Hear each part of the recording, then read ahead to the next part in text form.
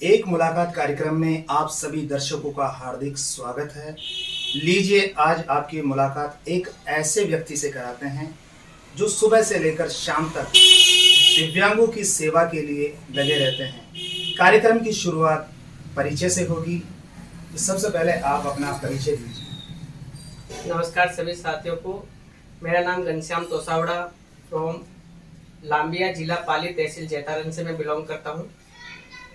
घनश्याम जी, आपने दिव्यांग रोजगार ट्रस्ट बना रखा है, तो दिव्यांग रोजगार ट्रस्ट के जो संस्थापक हैं उनके बारे में बताए हैं और इस ट्रस्ट के माध्यम से आप क्या क्या कार्य कर रहे हैं वो सब हमारे दर्शकों को आप बताएं। दिव्यांग रोजगार ट्रस्ट, जिसकी स्थापना अभी फरवरी 2022 में की गई है, जिसके हमारे जो संस्थापक है जो श्रीमान राहुल जी मेघवंशी, जो कि राजस्थान ब्यावर से बिलोंग करते हैं, वो है। और दिव्यांग रोजगार ट्रस्ट के अंदर सारे जितने भी कार्यकर्ता है वो सभी दिव्यांग है। दिव्यांग रोजगार ट्रस्ट बनाने के पीछे हमारा एक बहुत बड़ा मकसद है कि आज के समय में दिव्यांगों की जिस प्रकार से मैं दशा देख पा रहा हूँ, उससे ये लगता है कि दिव्यांग अभी बहुत ही मुसीबत के कगार पर है। तो मेन रूप से दिव्यांग रोजगार ट्रस्ट के माध्यम से प्रत्येक दिव्यांग को रोजगार से जोड़ना और उनको स्वावलंबी बनाना, यही हमारा महत्वपूर्ण कार्य रहेगा दिव्यांग रोजगार ट्रस्ट के माध्यम से। तो जो ट्रस्ट के माध्यम से आप दिव्यांगों के लिए क्या क्या कार्य कर रहे हैं ये तो आपने बता दिया, लेकिन रोजगार के माध्यम से क्या रोजगार देते हैं? दिव्यांगों के रोजगार के संबंध में किसी भी हम सबसे पहले किसी कंपनियों में जाते हैं, कंपनियों से प्रॉपर रूप से उनसे बात करते हैं कि सर हमारे पास में इस प्रकार के दिव्यांग है, इस एजुकेशन वाले हैं, उनको जॉब के लिए प्रोवाइड करवाने के लिए आप हमें दिव्यांगों को देखिएगा, उनके काम को परखिएगा। जिस प्रकार से कोई नॉर्मल व्यक्ति काम नहीं कर सकता, उससे बेहतर कार्य करके आपको हमारा दिव्यांग करके देगा। इस प्रकार से हम हर कंपनियों में जाके इस प्रकार की रिक्वेस्ट करते हैं जिसमें ज्यादा से ज्यादा दिव्यांगों को कंपनी के माध्यम से लग सके।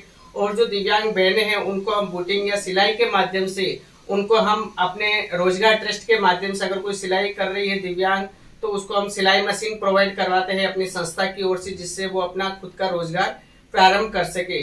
या अन्य किसी प्रकार की कोई ऐसा है चलने में असुविधा होती है तो उसके लिए हम व्हील चेयर्स वगैरह, ट्राईसाइकिल वगैरह इस प्रकार की ट्रस्ट के माध्यम से व्यवस्था करवाते हैं, जिसको वो प्रॉपर रूप से उनको आसानी हो सके हर काम को करने के लिए। अच्छा घनश्याम जी, मैं आपसे ये जानना चाहता हूँ, बहुत से दिव्यांगों को पता नहीं रहता सरकार की योजनाओं के बारे में, तो ऐसे में आप क्या करते हैं ऐसे लोगों के लिए? ऐसे लोगों के लिए सर मैं उनके ग्रुप के माध्यम से उनको प्रोवाइड करवाता रहता हूँ। मेरा कार्य ये सुबह 6 बजे से चालू होता है, जो शाम को 4 बजे तक मेरा कार्य चलता रहता है। उसके बाद में मुझे भी जॉब करना पड़ता है। तो 4 बजे तक उन लोगों को हर योजनाओं के बारे में, क्योंकि 80% दिव्यांगों को ये नहीं पता है कि राजस्थान सरकार की या अन्य राज्य की कौन सी योजना है जिससे वो अपना प्रॉपर रूप से लाभ प्राप्त कर सके और उसमें वो आवेदन कर सकते हैं। अगर पता भी है तो राजस्थान सरकार के द्वारा या अन्य सरकार की योजनाओं में इतनी डिफिकल्ट है कि कोई भी दिव्यांग आसानी से उस योजनाओं का लाभ प्राप्त नहीं कर सकता है। उनके डॉक्यूमेंट्स के संबंध में कोई समस्या आ जाती है, कभी किसी अधिकारी के माध्यम से उनको प्रॉपर रूप से जवाब नहीं दिए जाना, ये भी उसके सामने समस्या आती है।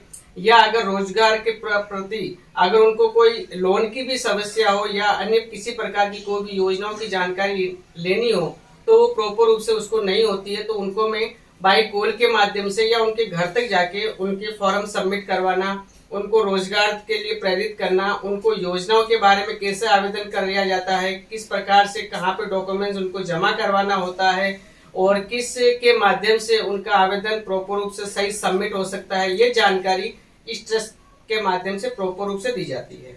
अच्छा घनश्याम जी, मैं आपसे ये भी जानना चाहूंगा कि सरकार के द्वारा दिव्यांगों को जो पेंशन दी जाती है उसको लेकर कई बार आप लोग नाराजगी जताते हैं, तो आप सरकार से क्या मांग चाहते हैं पेंशन को लेकर?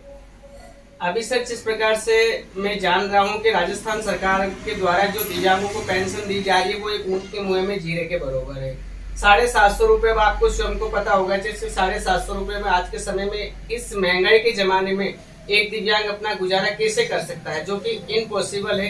तो मेरी सरकार से यही गुजारिश है कि आप पेंशन भले ही आप सभी को मत दीजिए, मैं ये नहीं कह रहा हूँ कि आप सभी को पेंशन दीजिए, जो पढ़े लिखे सक्षम है उनको आप अच्छे से कोई रोजगार के माध्यम से उनको जोड़िएगा, और जो असक्षम है, जो अपने घर से बाहर नहीं निकल सकते, जो बिल्कुल ही परिवार पे डिपेंड है, परिवार पर एक बोझ बने हुए हैं, जिसको एक बोझ की संज्ञा दी जा सकती है, क्योंकि 80% दिव्यांगों का परिवार सपोर्ट नहीं करता है हर प्रकार के माध्यम से। अगर वो बेसहारा है, लाचार है, एक ही चारपाई पे जन्म लेके उसी जगह पर वो अपना जीवन पूरा व्यतीत कर देता है, कम से कम उनके लिए 5,000 रुपये पर मंथ पेंशन होना अनिवार्य है। वो पेंशन आप उन लोगों को नहीं देके जो सक्षम हैं, पढ़े लिखे हैं, रोजगार कर सकते हैं, उनको आप रोजगार से जोड़िए। और जो दिव्यांग प्रॉपर रूप से बिल्कुल भी असहारा है, उनको आप पर मंथ कम से कम उनके लिए 5,000 रुपये पेंशन होनी चाहिए, जिससे उनका परिवार का भी उनको सपोर्ट मिलेगा और वो अपना कम से कम 2 वक्त की रोटी खा के अपना गुजारा कर सकता है। बहुत अच्छी बात बताई। देखिए, सरकार का जो कार्य है, सरकार अपने अपने स्तर पर किसी न किसी तरीके से लोगों की सुनवाई का कार्य भी करती है।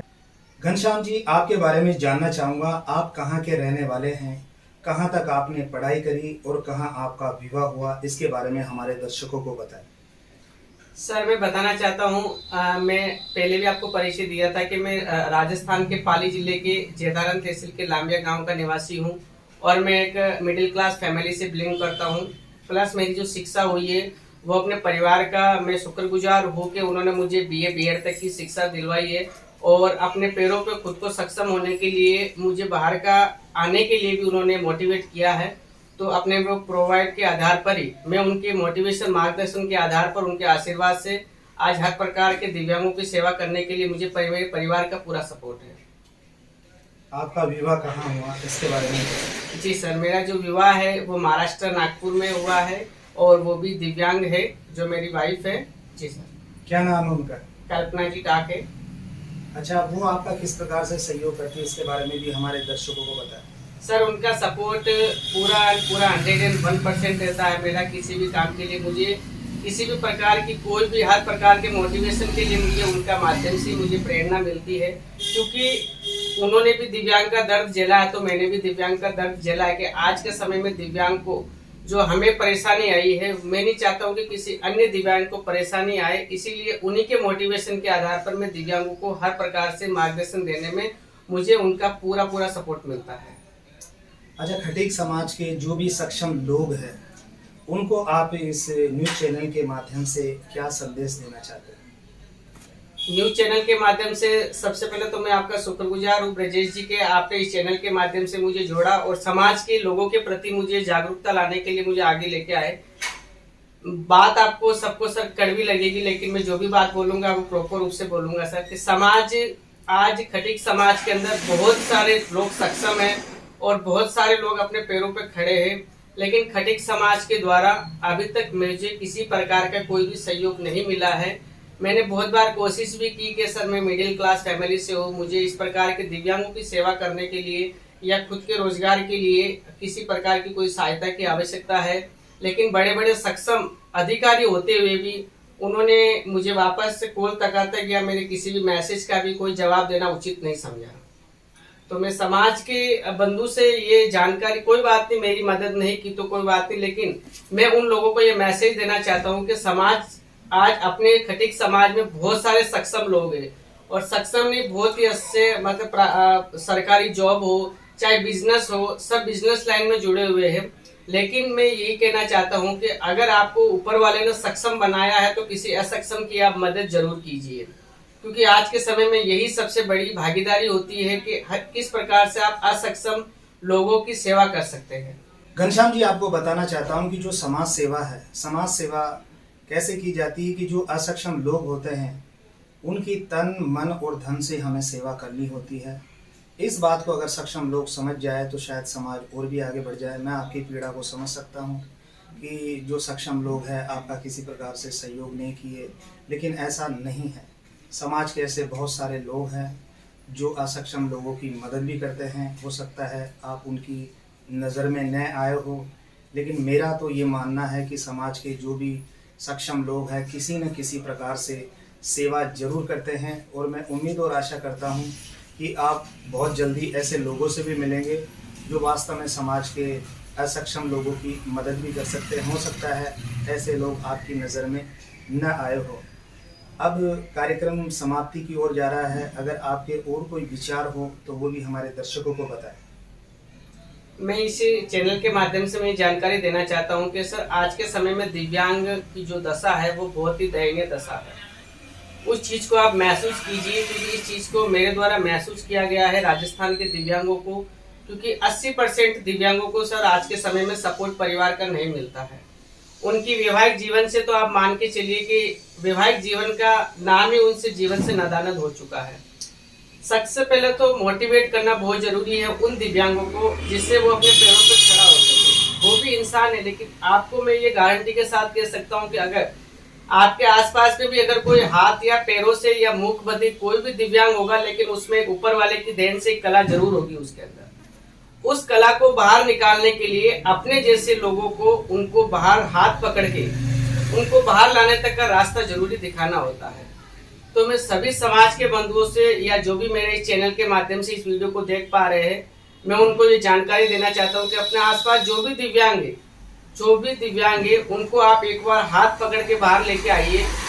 मैं गारंटी के साथ कह सकता हूँ वो अपनी कला के माध्यम से या अपने जज्बे के माध्यम से जरूर कुछ कर पाएगा, बहुत कुछ कर पाएगा। ये मेरे खुद के अनुभव है। बहुत बहुत धन्यवाद घनश्याम जी, आपने बहुत ही अच्छी बात बताई। देखिए, भगवान किसी न किसी इंसान के अंदर कोई ना कोई कला जरूर देता है। उसी प्रकार से जितने भी दिव्यांग हैं, मालिक उनको किसी न किसी प्रकार से कला से परिपूर्ण करता है। तो इनका कहना यही है घनश्याम जी का कि इनको मौका दीजिए, इनसे प्रेम करिए और इनको भी आगे बढ़ाने के लिए जितना भी अपना योगदान हो वो हमें ज़रूर करना चाहिए। ये घनश्याम जी का कहना है। तो देखिए दर्शकों, जब भी हमारे आसपास कोई भी अगर दिव्यांग है या हमारे परिवार के अंदर है, तो सबसे पहले तो हमें क्या है कि उनके जो भी डॉक्यूमेंट्स है वो पूरे करने चाहिए और सरकार की जो भी योजना है उसके बारे में जानकारी लेकर योजना का लाभ हमें ज़रूर लेना चाहिए, क्योंकि सरकार के द्वारा बहुत सारी दिव्यांगों के लिए योजनाएं होती है। उसी प्रकार का जो कार्य कर रहे हैं ये रोजगार ट्रस्ट के माध्यम से श्रीमान घनश्याम जी कर रहे हैं। इस कार्य के लिए मैं इनको धन्यवाद देता हूं जो इतना अच्छा कार्य कर रहे हैं। तो एक मुलाकात कार्यक्रम के माध्यम से आज हमारी मुलाकात घनश्याम जी गोसावड़ा से, एक संदेश जो रोजगार ट्रस्ट के माध्यम से दिव्यांगों की सेवा कर रहे हैं। अब दिव्यांगों को ये संदेश देना चाहते हैं। इस चैनल के माध्यम से मैं हर दिव्यांग को ये संदेश देना चाहता हूँ कि कभी भी अपने आप को कमजोर मत समझो। आप हमेशा ऐसे समझो कि मैं असक्षम हूँ तो क्या हुआ, मैं जरूर मेरे में कुछ काबिलियत है। प्लस आप समझते होंगे कि मुझे परिवार का सपोर्ट नहीं मिलता है। परिवार का सपोर्ट किसी को नहीं मिलता, लेकिन अगर आप पॉजिटिव सोच के लिए अगर आप अपनी वार्ता परिवार के साथ रखोगे तो मेरी मान के चलिए वो आपकी बात को जरूर समझ पाएंगे और आपकी फीलिंग को अवश्य समझ पाएंगे। किसी भी चीज से आप डरिए मत कि मैं बाहर नहीं निकल सकता या मैं वो वाला काम नहीं कर सकता या मेरे से वो काम होता नहीं है। ये काम 101% हो सकता है। आज जिसके 2 हाथ नहीं है वो ऐसी लेडी है जो हवाई जहाज चला सकती है, तो आप तो क्यों नहीं चला सकते हैं। आप हर काम को कभी भी नेगेटिव में मत लाके हमेशा पॉजिटिव सोच के चलिएगा कि ये काम मैं अवश्य कर सकता हूँ और इस काम को मैं करके रहूंगा। बस एक ही सोच, इसी सोच को लेकर अगर आप आगे बढ़ेंगे तो जरूर आप खुद कामयाब होंगे। तो दर्शकों, तो देखिए दर्शकों, ये थे श्रीमान घनश्याम जी जो हर दिव्यांग से ये कह रहे हैं कि अपने आप को कमजोर मत समझिए और भगवान ने हमारे अंदर कुछ न कुछ कला जरूर दी है। तो अपनी कला को निखारने के लिए आप हमेशा अपनी सोच को सकारात्मक रखिए।